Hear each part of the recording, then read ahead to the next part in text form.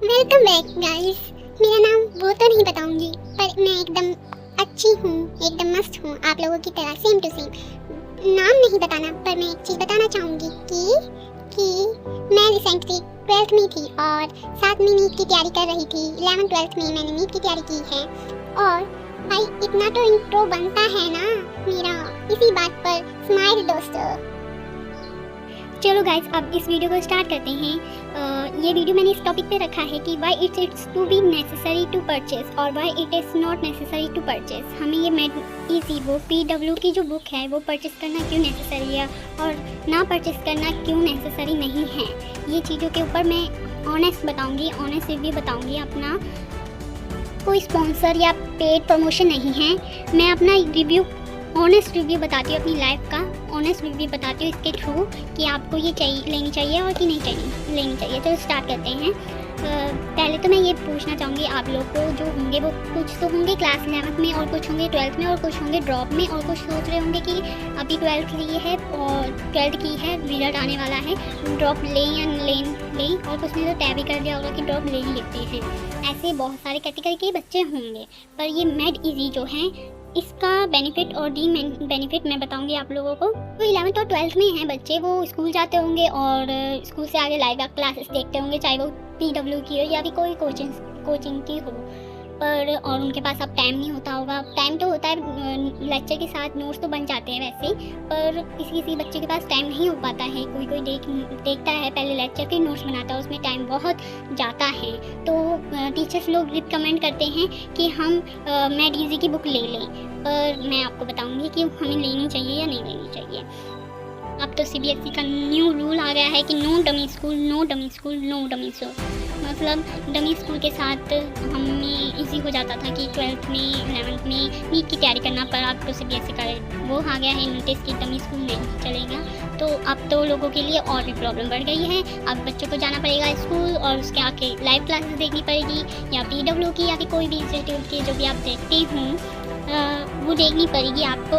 इसकी वजह से आपको टाइम नहीं मिल पाता होगा, और जब टाइम नहीं मिल पाता होगा तो आप सोच रहे होगे कि कहीं से या फिर नोट्स जो हैं वो खुद ही बने बनाए मिल जाए हमें, कि हमारा टाइम बच जाए। क्योंकि कई बच्चे तो ऐसे होते हैं कि जो लेक्चर पहले देखते हैं नोट्स बाद में बनाते हैं, इससे बहुत टाइम वेस्ट होता है सच में। पर वो बच्चे सोच रहे होंगे कि हाँ मैं नोट्स ना बनाऊँ, उसकी जगह कोई बुक ले लेता या कुछ ले लेता जो मेरी नोट्स में आए काम मुझे। ये बच्चे सोच रहे होंगे, और कुछ तो ये बच्चे भी सोच रहे होंगे कि मतलब नोट्स तो चलो बना ही लेते हैं लाइव क्लासेस में, फिर भी वो सोच रहे होंगे कि हम मेडिजी की बुक ले लेते हैं, क्योंकि टीचर लोग रिकमेंड करते रहते हैं कि हमें मेडिजी ले लेना चाहिए, क्योंकि इसमें सारे नोट्स अवेलेबल होते हैं, सभी नोट्स अवेलेबल होते हैं, हर चैप्टर के नोट्स अवेलेबल होते हैं, सारे टीचर आपको ये रिकमेंड करते हैं। पर मैं आपको बता दूँ, ये जो बुक्स हैं इसमें आपको क्लास 12th के नोट्स के साथ क्लास 11th के नोट्स दोनों एक ही बुक में मिल रही हैं, पर इसमें एक ही बेनिफिट है कि जो नोट्स है वो एक तरीके के शॉर्ट नोट्स हैं, ये बिल्कुल डिटेल में नोट्स नहीं हैं। और जब भी हम पढ़ते हैं तो हमें डिटेल में नोट्स चाहिए होते हैं, क्योंकि बेटर अंडरस्टैंडिंग के लिए। ये जो नोट्स हैं वो रिवीजन के लिए पर्पज़ के लिए अच्छी हैं। ये नोट्स उस लेवल के नहीं हैं कि हमें इन नोट्स को सिर्फ पढ़कर हमारा नीट में सिलेक्शन हो जाएगा वगैरह वगैरह, JEE में सिलेक्शन हो जाएगा, कि मेडिजी तो JEE के लिए भी अवेलेबल है, पर उस लेवल के नहीं हैं ये नोट्स, ये लेवल उस लेवल के नहीं है।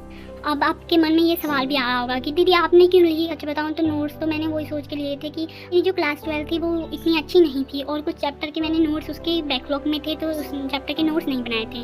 और अब मैं 12th में थी तो मैंने सोचा था कि अब 12th में बोर्ड्स भी है और स्कूल भी हमारा रेगुलर वाला था, हमें छुट्टी नहीं मिलती थी, मतलब छुट्टी डमी स्कूल नहीं था, रेगुलर स्कूल था, और छुट्टी भी वो अटेंडेंस करके चीखते रहते थे हमारे स्कूल के टीचर्स, तो हमें जाना पड़ता था। तो इस कारण से मैंने सोचा था कि अब मैं 11th के नोट्स बनाऊँगी, जो भी चैप्टर बचे हैं उनके नोट्स बनाऊंगी।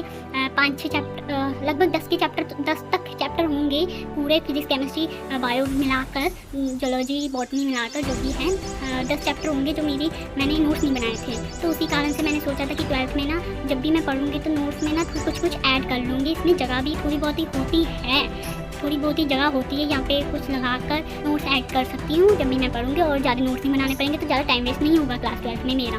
मैंने ये सोचा था, इसलिए मैंने खरीद लिए थे।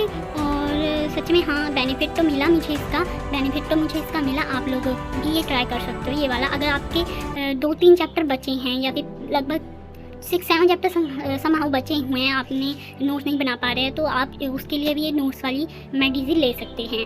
और पर मैं फिर से आपको बताती हूँ कि अगर तुम सोच रहे हो कि क्लास 12 और 11 के साथ जो नीट और वो नीट करना है और उसके लिए नोट्स बनाने का टाइम नहीं है, इसलिए मैं ये वाले नोट्स खरीद लूँ, और आपकी ये सबसे बड़ी बेवकूफ़ी होगी, सच बता रही हूँ। ये आपका पैसा भी वेस्ट होगा और ये बुक भी वेस्ट पड़ी रहेगी, ऐसी होगा, ये बुक भी वेस्ट पड़ी रहेगी, सब कुछ वेस्ट हो जाएगा। मेरे पास फिजिक्स और केमिस्ट्री की मेडिजी है। आपको अगर चाहिए कि मैं इस जो भी चैप्टर हैं इसमें उनके अलग के नोट्स बना कर वीडियो मैं आपको प्रोवाइड करूं, तो कमेंट में मैसेज जरूर करना। मैं आपको कमेंट में मैसेज करोगे तो मैं ज़रूर आपको प्रोवाइड करूंगी। इससे आपको परचेस करने की ज़रूरत नहीं, और आप रिवीजन भी कर सकते हो मेरे चैनल के थ्रू। आप इसमें क्लास 11 और क्लास 12 दोनों क्लास के चैप्टर की मेडिजी है, शॉर्ट नोट है। और आपको मैं ये बता दूँ, अगर आप ये मेडिजी ले रहे हैं ना, तो ये इतनी पतली है कि आप स्कूल में इसको कवर करके स्कूल में लेके अपनी रिवीजन कर सकते हैं। अगर आपका टेस्ट आने वाला है तो आप इसकी रिवीजन भी कर सकते हैं स्कूल में लेके जाकर, क्योंकि घर में टाइम नहीं मिल पाता तो स्कूल में ही पढ़ सकते हो। खाली पीरियड तो होते ही हैं स्कूल में, 2-3 तो पीरियड खाली निकल जाता है, किसी दिन एक निकलता है, पर एक भी निकल जाता है उस दिन आप पढ़ सकते हो और अपनी तैयारी को बेस्ट कर सकते हो। आप ऐसे ही फिजिक्स का भी देख लीजिए इंडेक्स, इसमें सारे चैप्टर है 11th और 12th के।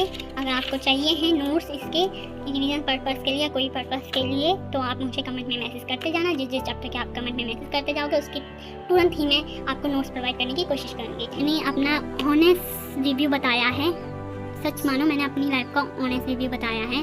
आप ये बुक लेना चाहते हो तो सिर्फ एक वजह से ही लेना, रिवीजन पर्पज़ से लेना। और अगर दूसरा वजह यह है कि अगर आपके 2-4 चैप्टर बचे हैं, 5-6-7 के आसपास चैप्टर बचे हैं लगभग, तो आप ये बुक लेना, नहीं तो मत लेना, प्लीज़ मत लेना। मैं आपको बता रही हूँ, ये आपका पैसा भी वेस्ट करेगा, टाइम भी वेस्ट करेगा और उम्मीद भी वेस्ट कर देगा, सब कुछ वेस्ट कर देगा, और आपके पास लास्ट में यही रह जाएगा। इसलिए कह रही हूँ, आपकी दीदी समझ के आपको गाइड करने आई हूँ। मेरा ऑनेस्ट रिव्यू है, ना ये स्पॉन्सर है, ना ये पेड प्रमोशन है, मैं ना किसका करती, ना ही हेट फैलाने के लिए मैंने ये किया है, बड़ी बात तो ये है। और ना मैं यहाँ पे हेट फैला रही हूँ, ना कुछ कर रही हूँ, पर आपको ऑनेस्ट बता रही हूँ। और एक आखिरी चीज़, बात सुन लो मेरी, कि मैं सोच रही हूँ कि नेक्स्ट वीडियो में ये लाऊं कि पहला तो टॉपिक ये है ड्रॉप वाला, कि हमें लेना चाहिए ड्रॉप कि नहीं लेना चाहिए, सबसे पहले उसमें ये आएगा। और दूसरा, कितने ड्रॉप लेने चाहिए और क्यों लेने चाहिए, ये है।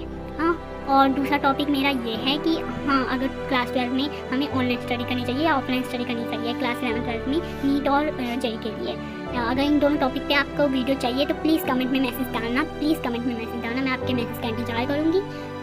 बस इतना ही कहना चाहूँगी। और लास्ट में आपके खुद के चैनल को लाइक सब्सक्राइब करें और हमें आगे बढ़ने की हिम्मत दें, मोटिवेशन दें। और लास्ट में यही बात कहूँगी कि स्माइल करो दोस्तों, स्माइल।